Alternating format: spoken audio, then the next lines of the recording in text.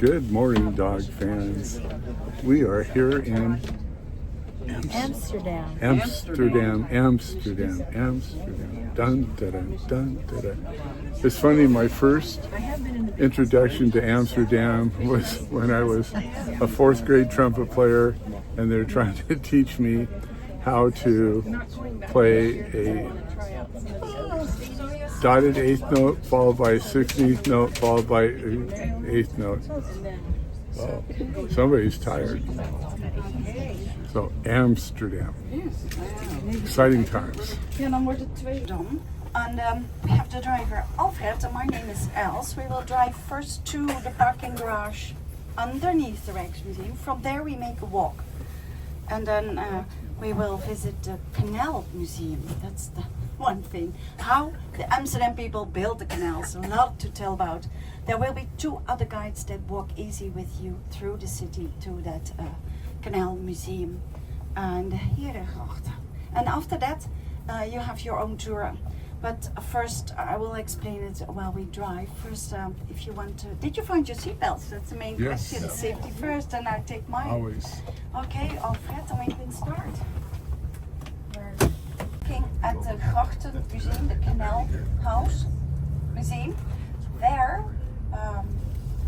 will be an audio tour. So you go together as a group with your own audio tour through the floors of the Canal Museum with an audio tour.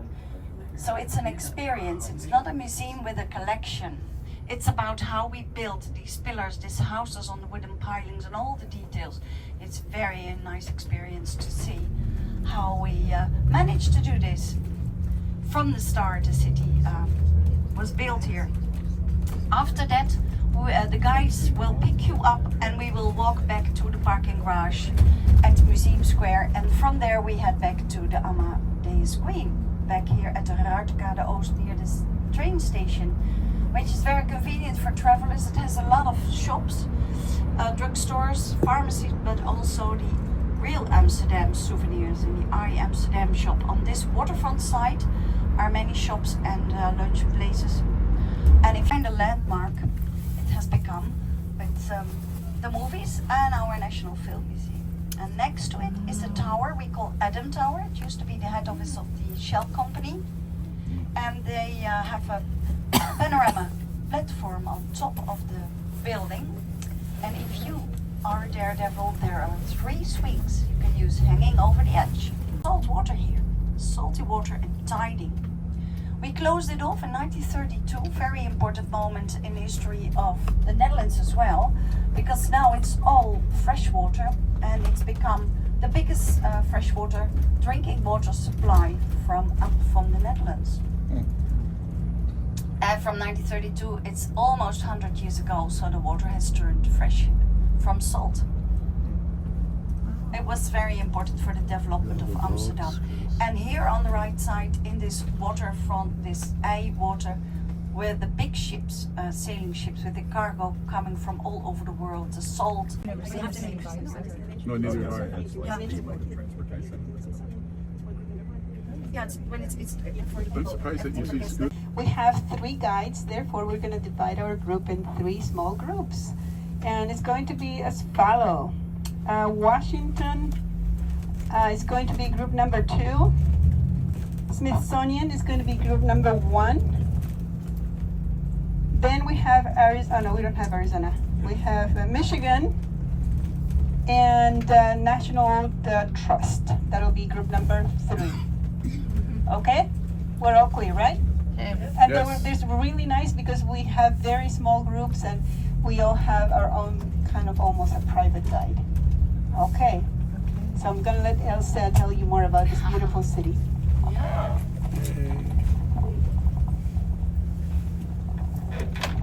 But here you are at the 19th century canals and parks around the old city. That's what you find in many cities in the Netherlands.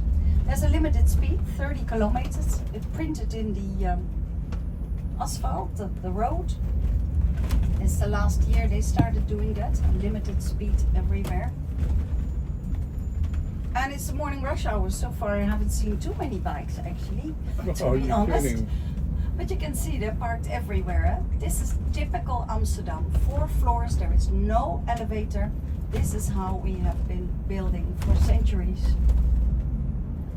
On the left side is the Jordan area, which dates from the 17th century. These immigrants coming here, migrants, people finding a job because it was a booming city. People had to settle down, and that was the main reason. The city was growing from 1500s. It was only 30,000 people in the 1590s, and in 1650 there were 200,000 people living. Then it was one of the biggest cities in the world. So they did this expansion within 50 years. Well, some parts were finished later in the 1800s, but the main center of the canal. It's just by numbers that you get an idea, what it means when there is such a, it attracts many people, good economy.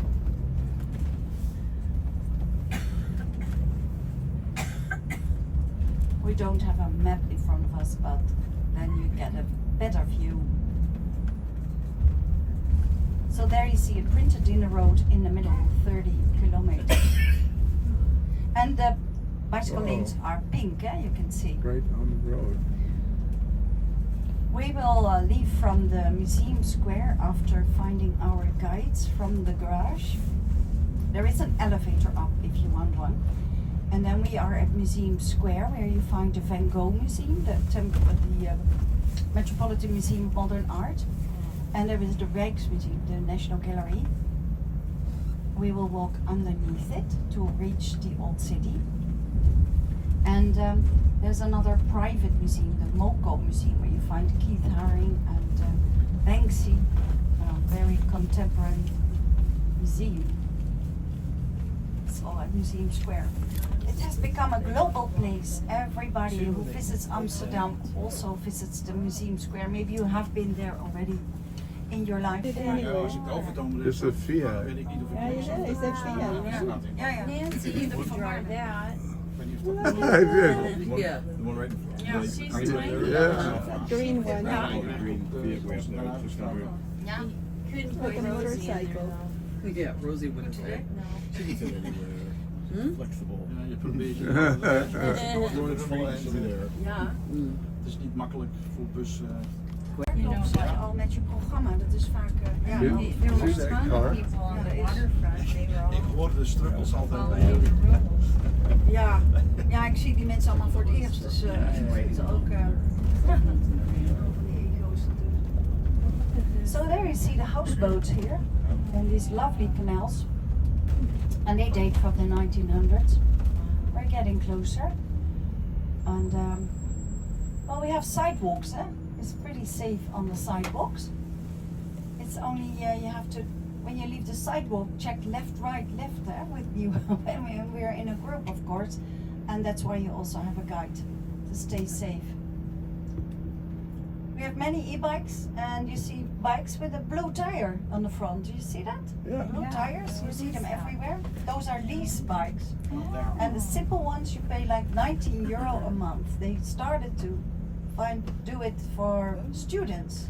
See, when you arrive for the first time for your study, you need a room and a bike, because then and the first week usually you certainly need a week with the introduction, the start of the season. So some clever students from Delft city, Delft, we have technical university, but also Delft, where the famous China ware is made. Yeah. That's why they picked this blue front tire, easy to recognize. And it became so popular that they were spreading over cities, and not only students started to rent these bikes, and now they have several models, like also an e-bike for €75 a month. A scooter is more expensive. And it became a big success. These students already sold the company to the Volkswagen autocar company. But they are in Germany and Denmark, so it was a good idea. And it's funny, because they're still very popular. So now you know. There are also blue and yellow bikes. They are from the train company, and that's very helpful. I have a membership card, and when I go to Delft to guide, where I have groups, then I can catch this bike, this blue and yellow bike from the station. Yesterday I was in Antwerp, and there they have bikes you can use from the town government. So they're everywhere parked, and when you're close to the station, you can travel to where your appointment is. So these are old cities. We don't have space for all the traffic. Can you imagine if all these people who own a bike were driving the car and not using the bike? Well, you wouldn't have space for that at all. Question. Yes. What are normal working hours here? 9 to 5, you know, Dolly Parton already did it. Yeah. And yeah, but many people start working like people, masonry or painters or building works. They start early at 6. It's already busy at the motorway around Amsterdam, the A10, and the whole country. Or people travel a lot to arrive in Amsterdam. Amsterdam is a city, not even 900 people live here officially, but every day 2 million people depend on working in Amsterdam, so they travel up and down. But Tuesday and Thursday are the busiest days. Tuesday, yeah, especially since Corona, the COVID period, that people started working at home. So Mondays and Fridays are the quietest, generally speaking, if there isn't a holiday or whatever event somewhere. This road has been a waterway. There are more waterways than you think. They all made dry because they were smelly, until the 1980s. Not everyone was connected to the sewer system, and the canals were smelly. So that's the solution. Already in the 1880s they made a lot of canals dry. Yeah, stupid guy. And this is one of them, the Overtoom. And once you put the tracks of the trolleys in it, it's an official line. You cannot bring back the water. But the water is everywhere. The ground surface water is just underneath the streets, the roads. Look at that little car. Oké. Die komt wel Your degelijk, side. ja. Ja, ik dacht het wel, maar je weet het nooit zeker. Wat bedoelde je? Dat we hier linksaf Ja, dat wist ik ook niet zeker. Nee. Nou, we zijn er bijna. So we're almost there, the museum square. But first we cross this Vondelpark. See, the wind is coming from the right. This is a very busy, fast bike lane. A bike lane it has become. It's a very nice park, stretching a long way down to the right. It gives a lot of fresh air into the city, into the old city heart. Here we will pass the most expensive shopping street in the Netherlands, the Friese Hoofdstraat. And this is where you find all the famous brands like Chanel and Gucci and Prada. People waiting in line. And pilot stores. So here on the left side is a very nice hotel and the old conservatorium. That's our word for the University for Music students. But before that it was a post office. 1901 it was built.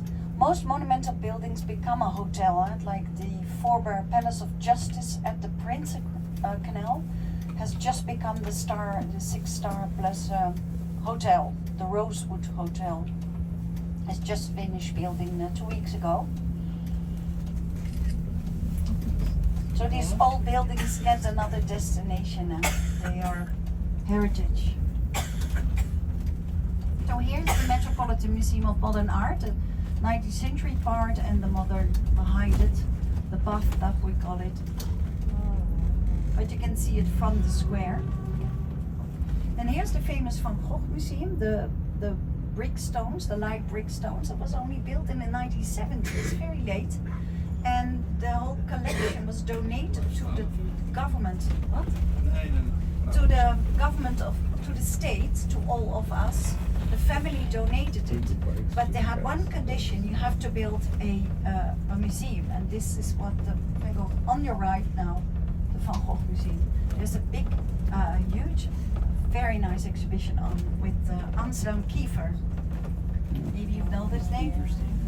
Big pieces and big variety. So here's our museum square in the Moco in this big villa. So they had to take down 3 villas to build this Van Gogh museum. And then there was they started to steal a few Van Goghs. Yeah, in the 80s, I believe. 3 pieces were stolen. And I think one of them still isn't found yet. Yeah, it happens, huh? It's part of having museums. It's part of prices going up, of course. So here's our parking garage, and we will divide you, and we already divided you in the groups.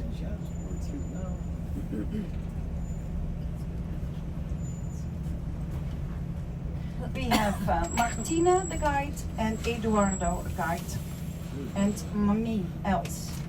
So Take to, you said the Washington group and Teresa?